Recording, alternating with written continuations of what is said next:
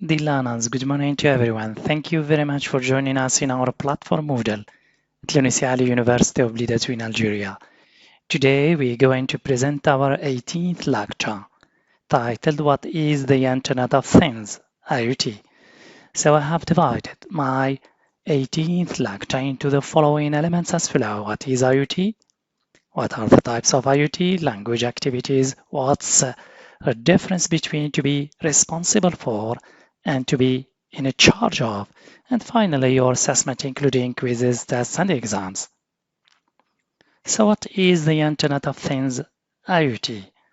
The Internet of Things IoT is a network of physical objects that are fitted with sensors, software, and other technologies.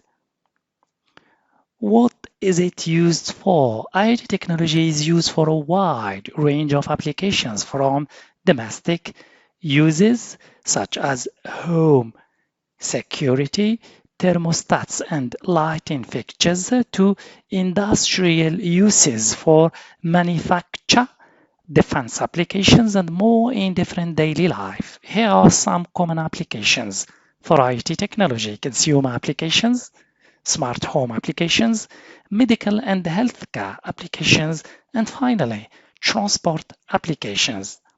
Language activities. To be in charge of and to be responsible for, they convey the same meaning, but to be in charge of, we use it to indicate who has control or the power to supervise something or someone. While to be responsible for, being in charge equals having some level of authority in that level. Responsible for, however, is more related to having duties and responsibilities for responsibilities. For example, Muhammad is in charge of marketing department. Mahyuddin is responsible for managing projects in a design department.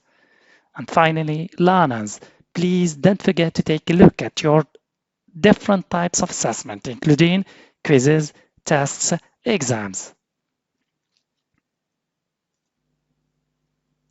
Thank you for your attention. Wish you all the best.